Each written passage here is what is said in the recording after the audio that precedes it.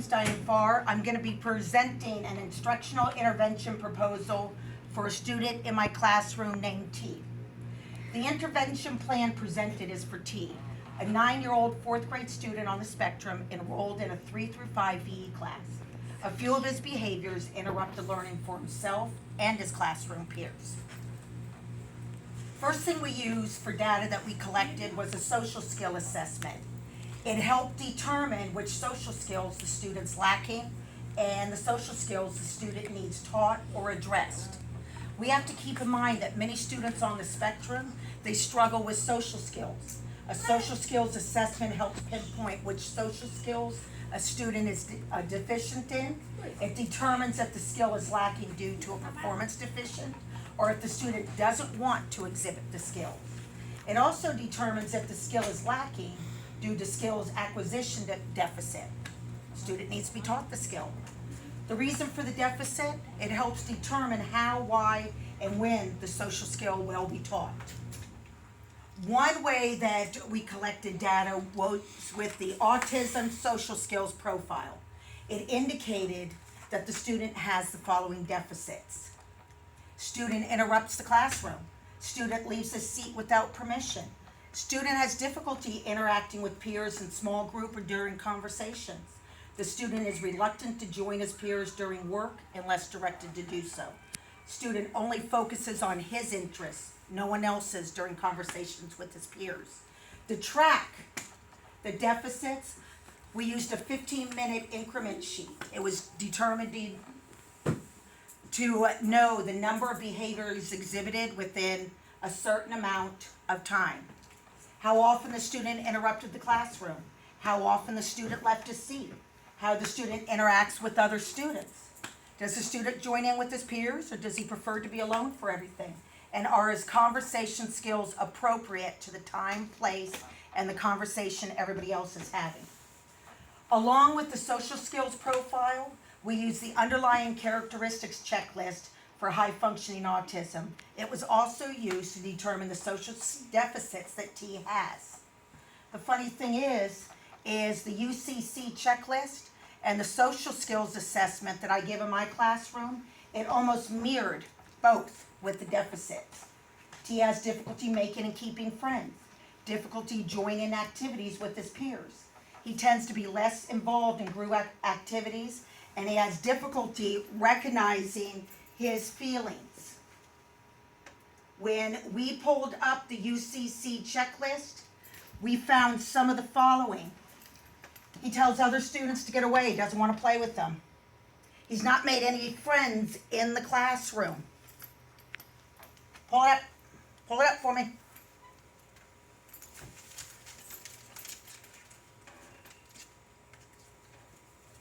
He doesn't like group activities, but he'll come during activities, but he won't participate. Okay, thank you.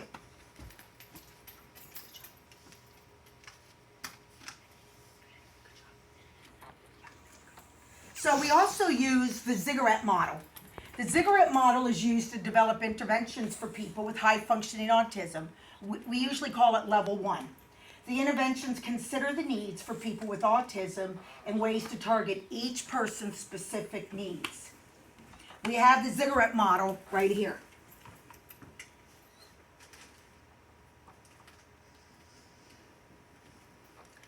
I'm sorry, we don't have the Ziggurat model at the moment. We will paste it with the assignment. So, when we give social skill interventions, some of the obstacles that we need to overcome when implementing these social skills interventions, the teacher may not have enough training to implement the intervention effectively. The reason behind the behavior might not be accurate, so the intervention would most likely not be effective. The intervention is not given with fidelity or evidence-based practices. Ways to overcome the obstacles when we're giving the interventions: have the teacher attend trainings teaching how to implement the social skill strategies. Have another educator model how to implement social skill strategies. Provide a co-teacher during the time social skills are taught to provide adequate time to teach necessary social skills.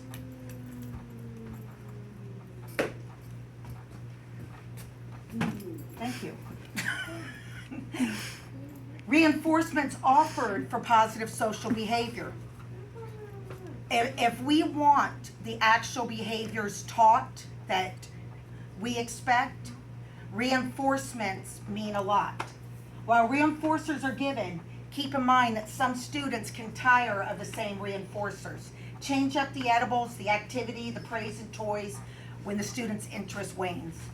Edibles are good. A 3-minute preferred activity.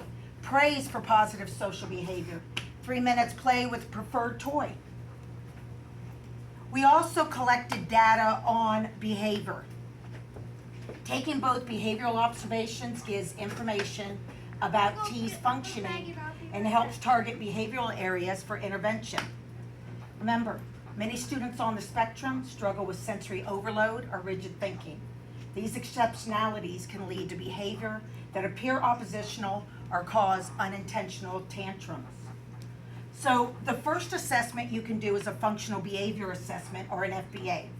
A functional behavior assessment can be used to find out why a student is showing the behavior and the reasons behind the behavior. Knowing the why helps lead to an intervention strategy to reduce or extinguish the behavior. We again use the underlying characteristics checklist to pinpoint the behaviors which are related to autism and help determine targeted interventions to reduce or extinguish behaviors. The analyzed behaviors, we again used a 15-minute increment sheet to determine the number of behaviors exhibited within a given time frame. How often and where T had meltdowns every 15 minutes, how often and the reason T became upset. Some of our areas of concern with the Zurich model and the UCC checklist was has meltdowns, gets upset easily, difficulty understanding when certain emotions are okay to display. Here is the UCC document. We'll pull it up later. Obstacles to overcome when implementing behavioral interventions. The same positive and negative consequences are not followed through both at home and at school. The reinforcers or consequences are not enough of a currency to assist with reducing and or extinguishing behaviors. And the reasons deduced behind the behaviors, they're not appropriate. They're not the reason that you think the student is exhibiting the behaviors. So some of the ways to overcome those obstacles is to ensure the same positive and negative consequences are followed through both at home and school. Find adequate reinforcers. Do not stay with the same ones that are not working or ones the student is tired of. And if the student is not making gains in behaviors, go back to the beginning and deduce the reason for the behaviors. Some of the intervention strategies you can use: provide a visual routine and stick to the routine. If a change is necessary, try to inform the student beforehand. Provide a way to escape from sensory overload. Headphones, breaks, sensory items, walks outside. The student may misinterpret verbal language, so try and provide visual supports and cues as much as possible. And remember, sometimes it's too much to handle when even our senses are overloaded. Try to understand and not become upset, okay? Keep in mind, negative behaviors not only affect the child on the spectrum, but they also affect everybody around them. So some reinforcements that you can give when the student displays the wanted behaviors: give reinforcement immediately. Change up reinforcers to prevent boredom. Edibles for wanted behavior. 5-minute break with preferred item. Verbal praise for displaying wanted behaviors, and make sure to fade the enforcers out over time, those reinforcers. Don't continue to give them. 5 minutes. 3 weeks from now, make it 7 minutes. The student should eventually learn to display the wanted behavior without a reinforcer over time. If you and an educator take anything away from this PowerPoint, remember, students with autism, they're like snowflakes. No two are exactly alike. Never lump us all together. Don't lose patience. I'm often trying to do what I perceive is my job. And like everyone else in society, I just want to belong and fit in.